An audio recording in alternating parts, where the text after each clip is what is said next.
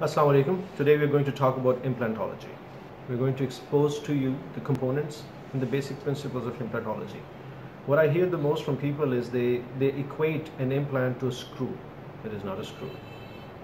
It's a root replacement.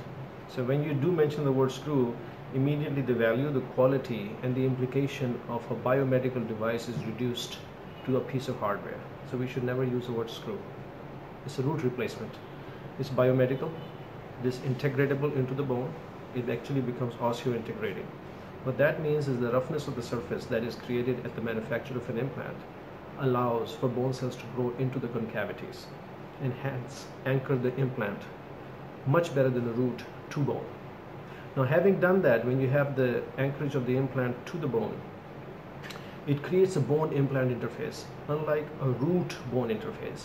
Root bone interface is interceded with periodontal ligament in between. The periodontal ligament allows for the movement or cushioning effect of an implant to the bone, a natural tooth to the bone.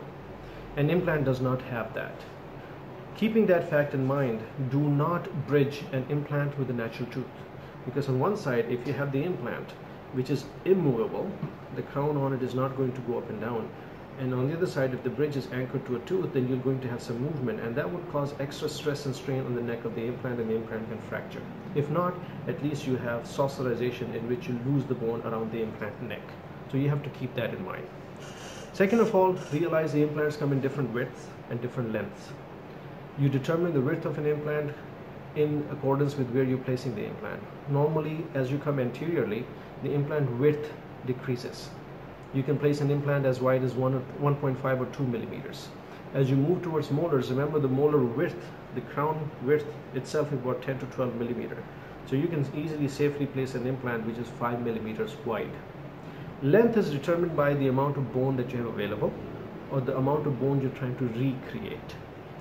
If you are placing an implant close to the sinus, then do not limit yourself with the implant height.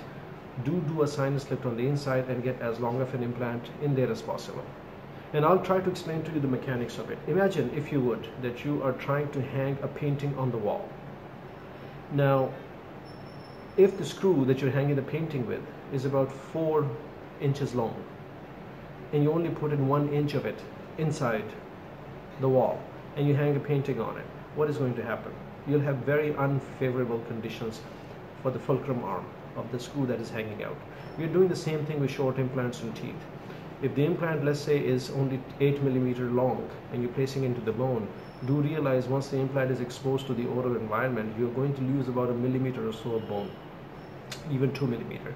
So you'd end up with about a 6 millimeter osseo-integrated implant that is actually stuck inside the bone. On the rest of the implant, which is 2 millimeters, then you're building a tooth which is about 10 to 12 millimeter long. So the crown root ratio is already 70-30 or 60-40. That is very unfavorable crown root ratio.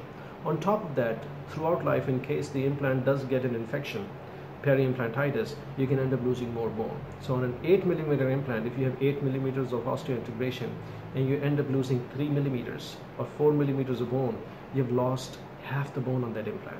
Compared to if you have a 16 millimeter long implant and you lose about 4 millimeters of bone on it, you have only lost 25%. The rest of it is fully integrated. So at the time of implant placement, you must make sure that you get as long of an implant as possible. And it is not that the implant cannot support the tooth, it is to accommodate for bone loss over time.